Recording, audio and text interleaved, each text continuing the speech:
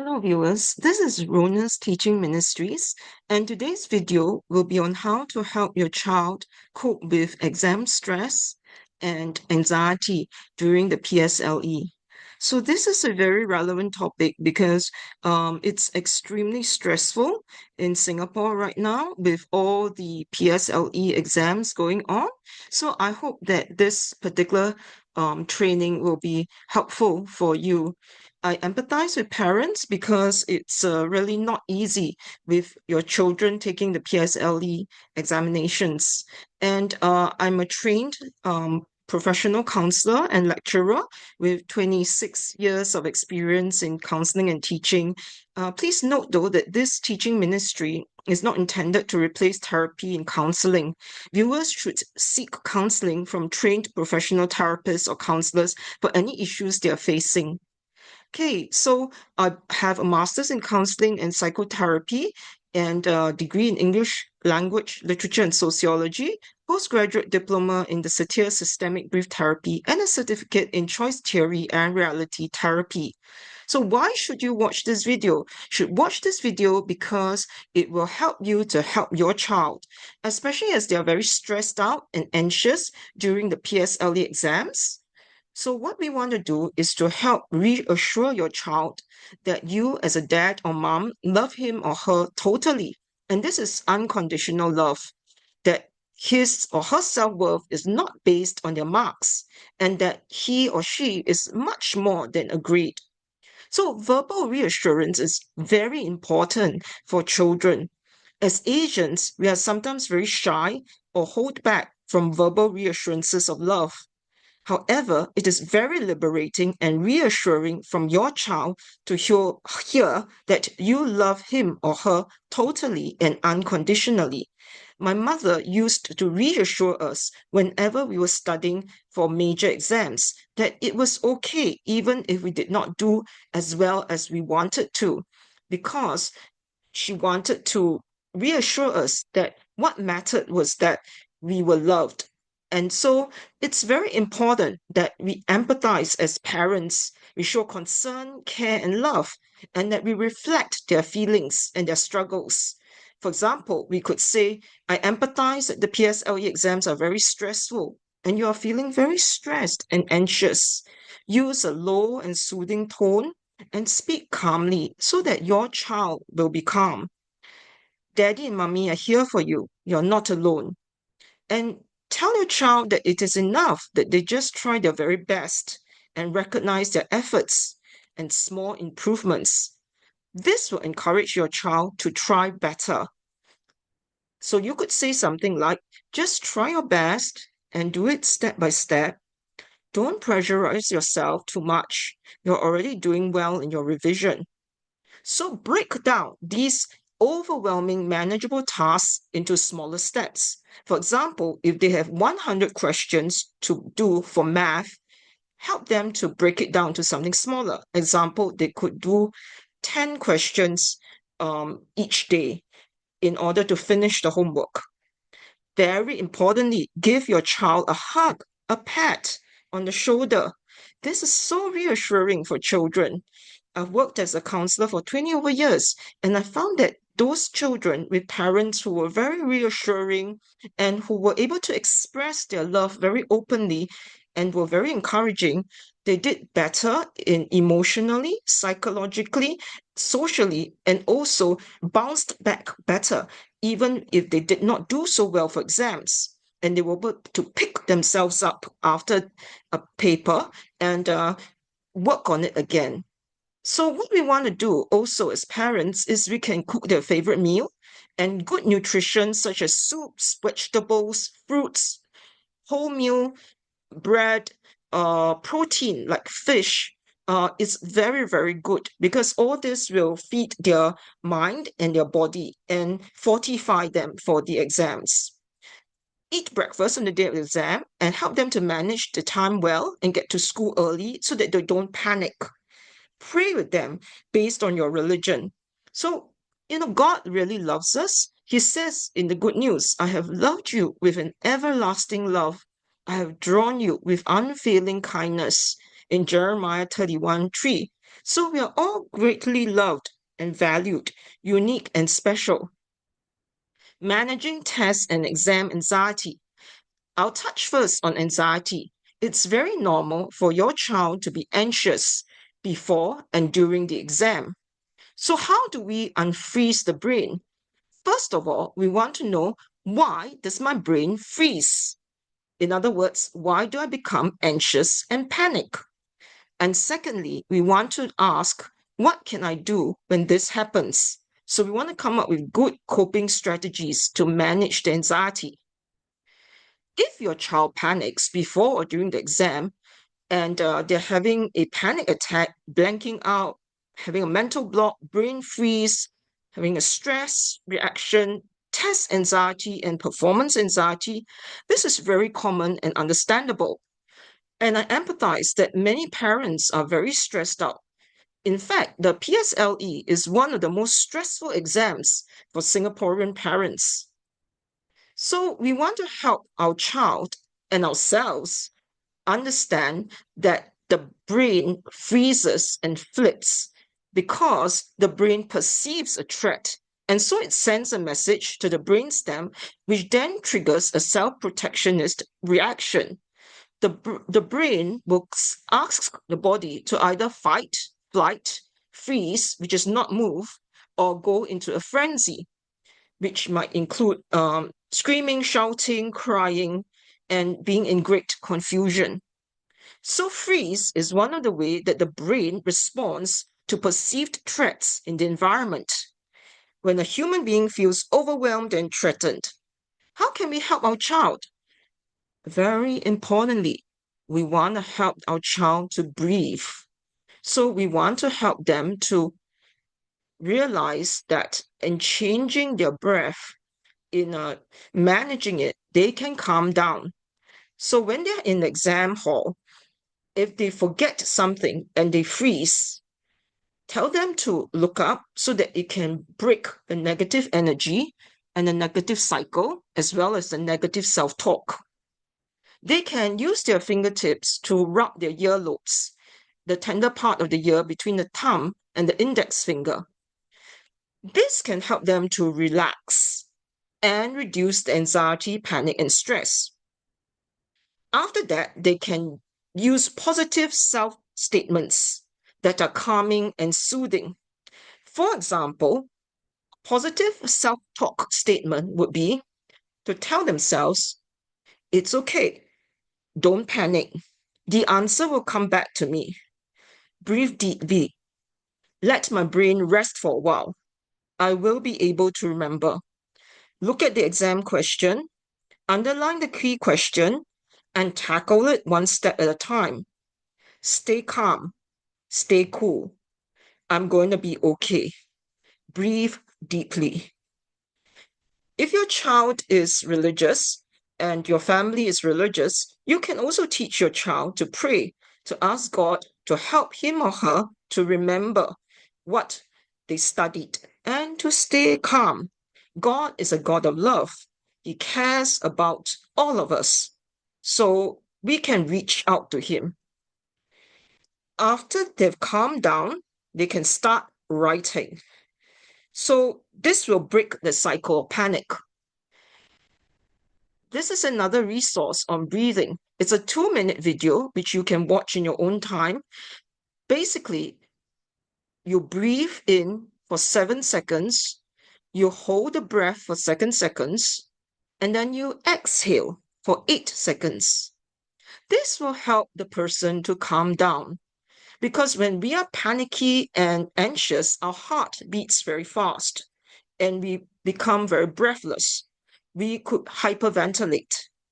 Hence, when we use the breathing techniques, it's a powerful physiological way of breaking that anxiety and helping the body to resume to a state of equilibrium. Another method of breathing is to count 1 to 20 as we breathe in and out. So we breathe in and say 1. We breathe out. Then we breathe in again, 2. Breathe out. Breathe in again and say 3. Breathe out. and so on and so forth until you reach 20. The other method you can teach your child is the progressive relaxation exercise, where you help your child to understand that they can relax their muscles and release tension from the top of their head to the bottom of their feet. You can also let your child watch this video and learn from all the techniques inside this video if you find it helpful. If you find that so far you enjoy and like the material that is presented here, please do like, share, and subscribe, and press the notification button so that you'll get more information that is similar to this. Okay, so back to the progressive relaxation exercise. We want to help our child to relax their muscles and release the tension from the top of their head to the bottom of their feet. So the child, we would say to them, okay, can you please breathe in?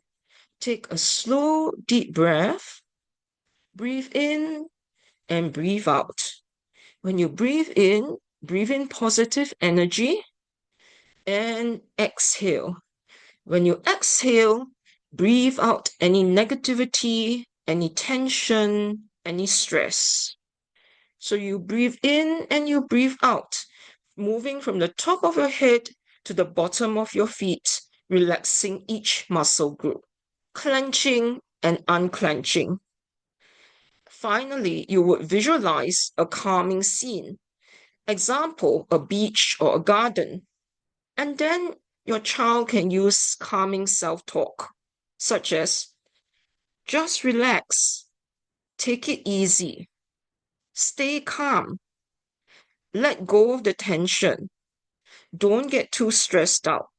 They can use their own name to put at the end of the sentence so that it's personalized and they own it. For example, they could say, one step at a time, Annie. Do what is within my control, Adam. Don't be a perfectionist, Ben. Just do what is in my ability. Right? So you use this calming self-talk. And this is very important for us as parents too, because when we encounter the PSLE, it can really freak us out and it can really stress us out. So we ourselves can use all these deep breathing exercise, all these progressive relaxation exercises, these calming visualization, and the calming self-talk. So we would say, it's okay. I'm going to be okay. Take a deep breath. Relax. And for our children, we can teach them, it is okay. I'm going to be okay. Take a deep breath. Relax. The answer will come back to me. If you're religious, you can also visualize God and give him all your stress and all your tension and receiving from him his love. This is a progressive relaxation script that is adapted from the Anxiety and Phobia Workbook by Edmund J. Bond. This is a more detailed progressive relaxation script, which I will go through now so that you can actually experience that. It's a longer script, so you can use it either for yourself to manage your own stress, or you can let your child read it and they can go through it. You can also read it out to them if you are a very calm person and you don't get anxious. Because what's very important is the energy that you'll be conveying to your child. You, first of all, must be calm and stable yourself so that your child is able to sense that stability, that secure attachment, and that stable base. So we shall go now into the progressive relaxation script. The progressive muscle relaxation is an exercise that relaxes your mind and body by progressively tensing and relaxing muscle groups throughout your entire body. You will tense each muscle group vigorously, but without straining, and then suddenly release the tension and feel the body relax. You will tense each muscle for about 5 seconds. 5 seconds. If you have any pain or discomfort at any of the targeted muscle groups, feel free to omit or leave out that step. Throughout the exercise, you may visualize the muscles tensing and a wave of relaxation flowing over them as you release that tension. It is important that you keep breathing throughout the exercise. Now let's begin. Begin by finding a comfortable position, either sitting or lying down in a location where you will not be interrupted. Allow your attention to focus on your body. If you begin to notice your mind wandering, bring it back to the muscle you're working on. Take a deep breath through your abdomen. Hold it for a few seconds and then exhale slowly. Remember to breathe from your stomach, your abdomen. Again, as you breathe, notice your stomach rising and your lungs filling with air. As you exhale, imagine the tension in your body being released and flowing out of your body. And again, inhale and exhale. Feel your body already relaxing. As you go through each step, remember to keep breathing. Now let's begin. Tighten the muscles in your forehead by raising your eyebrows as high as you can. Hold for about 5 seconds and abruptly release, feeling that tension fall away. Pause for about 10 seconds. Now smile widely, feeling your mouth and cheeks tense. Hold for about 5 seconds. 1, 2, 3, 4, 5. And release, appreciating the softness in your face. Pause for about 10 seconds. 1, 2, 3, 4, 5, 6, 7, 8, 9, 10.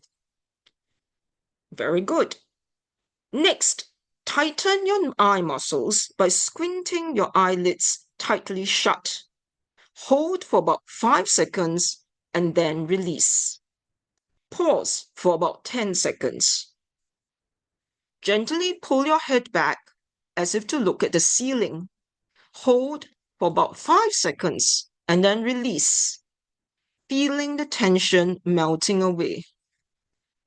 Pause for about 10 seconds. Now feel the weight of your relaxed head and neck sink. Your head and your neck are very relaxed. Breathe in, breathe out. Breathe in again and breathe out. Now let go of all the stress. Breathe in and breathe out. Now tightly, but without straining, clench your fists and hold this position until I say stop. Hold for about 5 seconds and release. 1, 2, 3, 4, 5. Pause for about 10 seconds. 1, 2, 3, 4, 5, 6, 7, 8, 9, 10. Very good.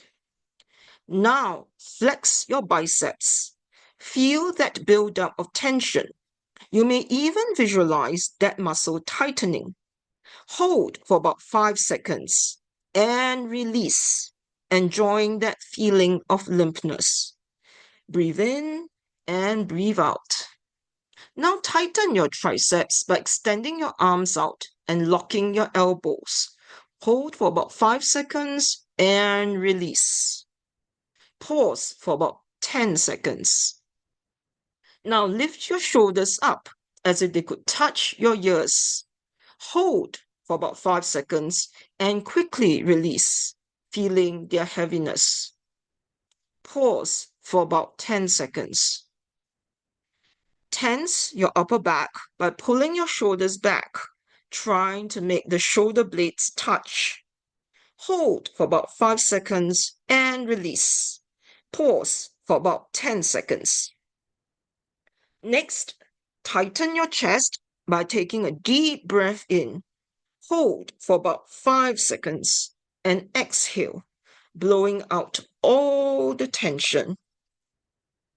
And now tighten the muscles in your stomach by sucking in the muscles.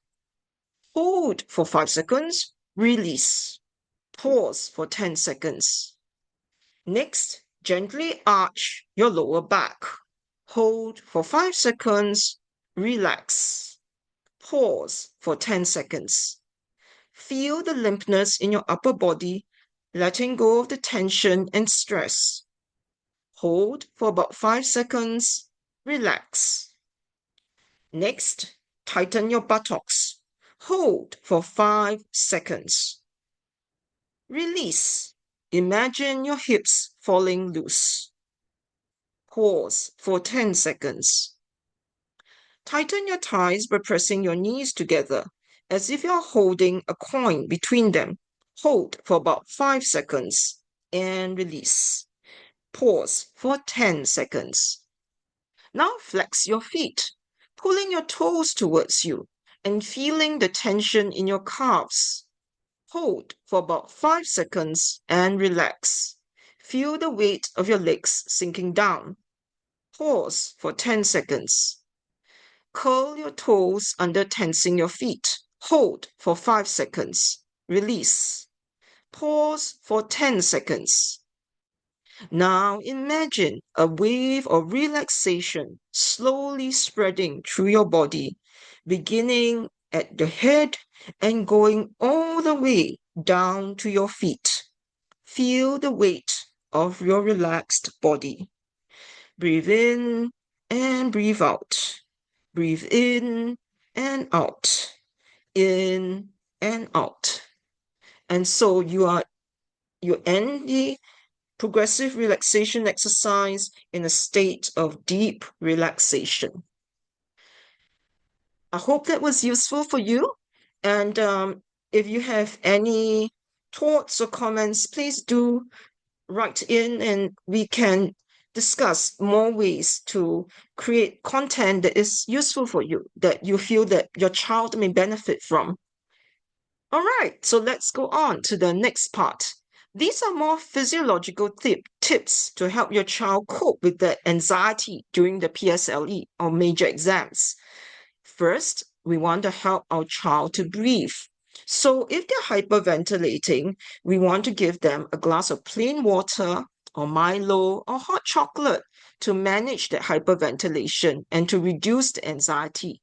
This is because when we are drinking, we have to take deep breaths and we will need to control the breathing so that we do not choke. So this is a very useful practical tool.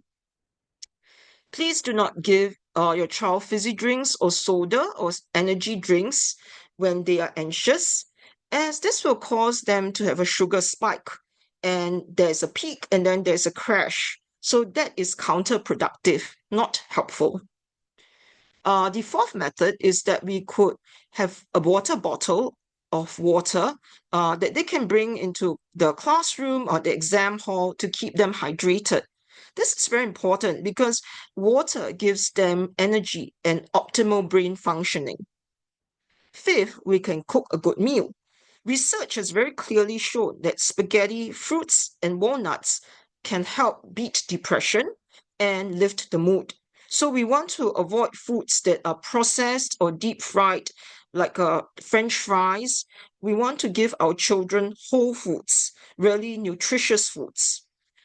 Fish oils, omega-3 in tuna, in salmon, and other types of fish have also been researched and proven to be very good for optimal brain functioning and also to beat depression. 6, we can bring our child somewhere quiet to calm him or her down, to a quiet room or to a garden or to somewhere they like, example, a library or bookshop. 7, we can take a stroll.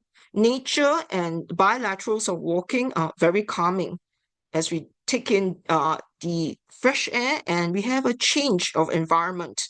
Because when we change the environment, the energy can also change. When we are at home all the time, or in a tuition center, we are not in the sunlight, we are in aircon, and we can feel very down. So when we go out and we are in the garden or at the beach or even just somewhere near our house, but where there is sun, it really can lift our mood because vitamin D has also been proven to be a really good buffer against depression. 8, we can play their favorite song or music. This can really help them feel better because they can sing along and it helps them to enjoy that moment. Mindfulness cognitive behavioral therapy, that they can enjoy that particular moment and not worry about anything else.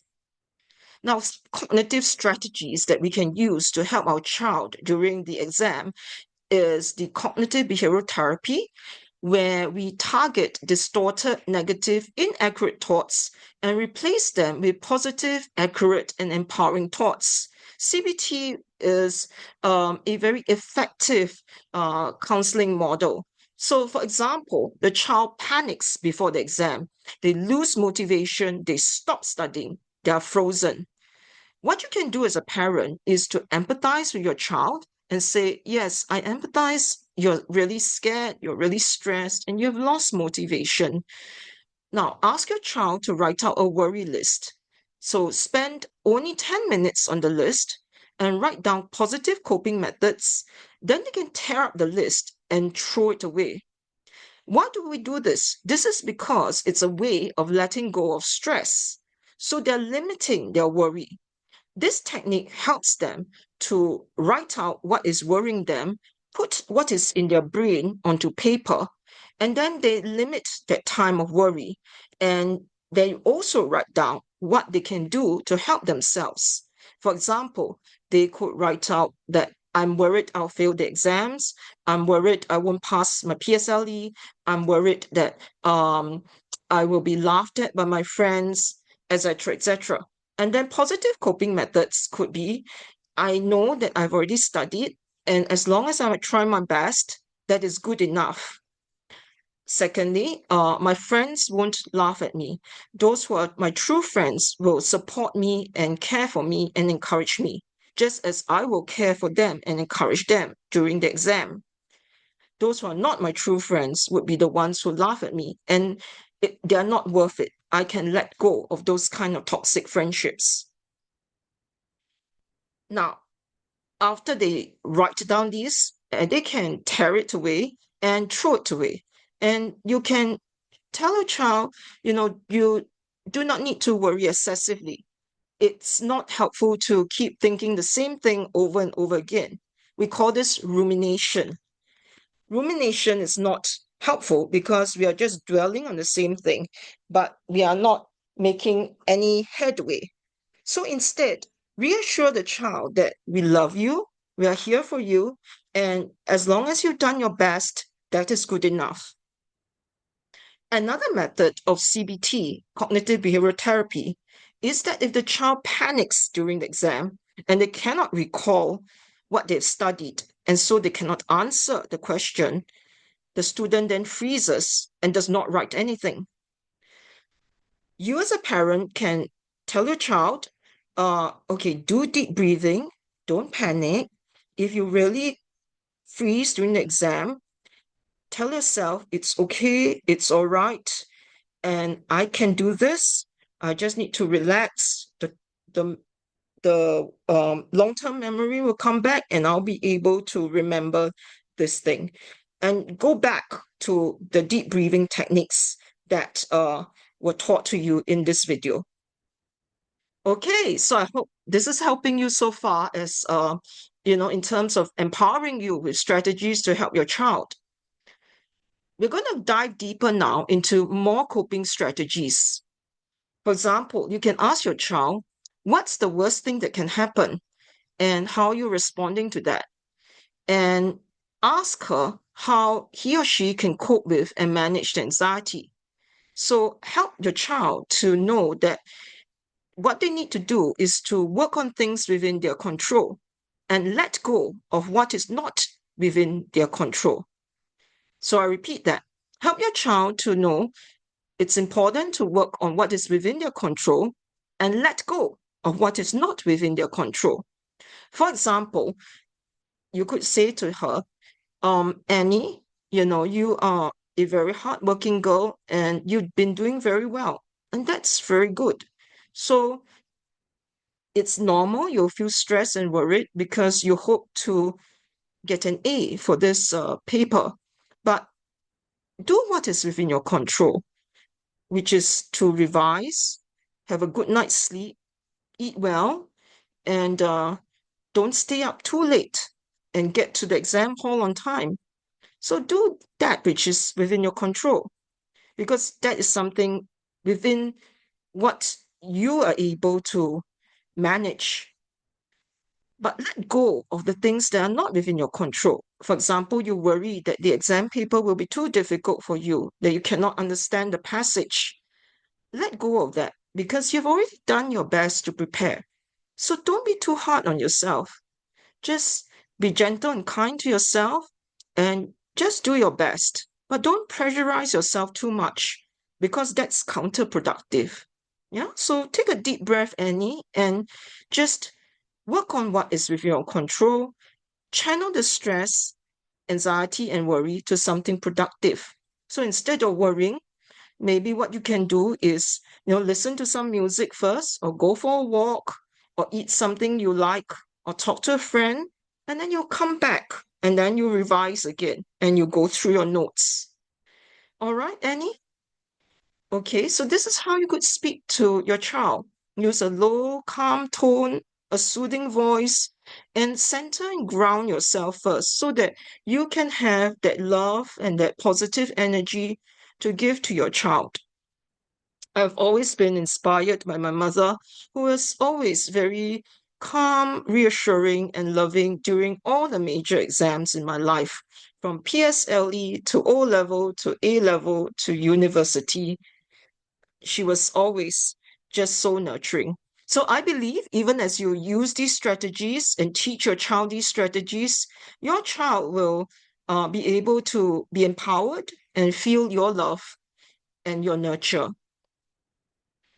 The next thing that you can teach your child is to help them to be mindful of the negative messages he or she may be sending to himself or herself regarding the tests or exams. Example, they could be saying, if I don't do well in PSLE, I'm a failure and I'm doomed, or I'm going to fail my PSLE. So you need to help them to replace this with more positive messages. For example, you could teach them to tell themselves, hey, I already studied for this exam, so I can do this. God will help me. I just have to try my best. Don't compare myself to others. Just be myself. And as long as I know I've done my best, that's good enough. Right? So I hope this method can help you help your child. The next point is that we can actually accept mistakes, that every one of us makes mistakes. We learn to accept and tolerate small failures and mistakes, and we can learn from them. We review and we improve. When we are able to tell ourselves this positive self-talk will empower us. And this will empower your child to have good self-esteem and to have good confidence. This is actually the best gift that you can give them because grades and exams are only a very small part of life. Real life, as we know, is actually the challenges that we face in work, in family, and in the different things that we handle, such as how to cope with illness or disappointment, how to cope with work stress, etc. So we want to help our children to know that I am okay and I can learn from mistakes and I can improve. So this is what is so important in terms of understanding that the thoughts, feelings, and actions are interconnected. This is again from cognitive behavioral therapy. And by changing our beliefs, we can change our negative feelings and actions. By changing our beliefs, we can change our negative feelings and actions. It is not the situation that makes it true, but it is our belief and interpretation of that situation. So we want to have realistic expectations of ourselves. We want to help our child to understand that, yes, there are expectations from others, such as parents, relatives, the school, and even themselves. But our child must understand their own limits and not push themselves too hard to the breaking point. Indeed, managing their own expectations is key to success. For example, if they have an expectation that they score A's all the time and they never fail, that is something that is very stressful, because in life, there will be times that we will not do as well as we wanted to. There will be times that we cannot score that A, and perhaps we got a B instead, or even a C or D or E or an F. But that does not take away our self-worth. And we inherently are loved by God. We inherently are valuable as people. We should not really just limit ourselves to being a grade. So we must really change or modulate our expectations. Teach your child to think, are my expectations of myself realistic? Is it helping me or hurting me? What can I do instead or think instead? For example, for the taught expectation of scoring A's all the time, could we instead modulate that to, I would like to score A's, straight A's. However, I know that this may not be realistic all the time. There may be times that I may score a B, or I may even do badly. If I beat myself up and make myself so stressed out until I cannot function and get very depressed, then that's not helping me. That's hurting me. So instead, I have to think that I can learn from my failures, I can improve, and I can move on. And also, through my failures or not doing well, I can empathize more with others. I can feel for people who have not done so well academically, and I can help them. So, it's very important that we manage our expectations. Next, we're going to look at optimal stress levels. So stress is like a rubber band.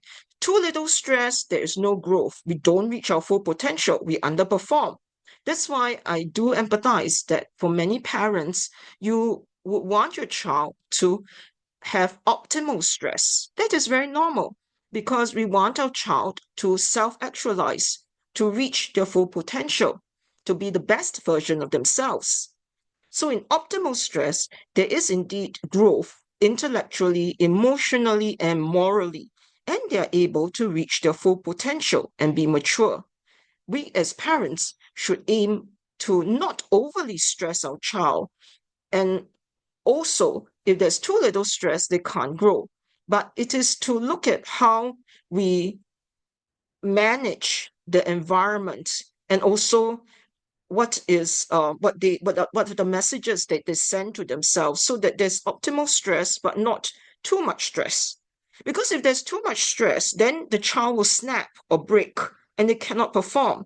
It's not effective. The child could become severely depressed and even become clinically depressed. So we want to help our children to recognize and accept that there will always be stress in life. It is how we cope with and respond to the stress that will make the difference. It is how we cope with and respond to the stress that will make the difference.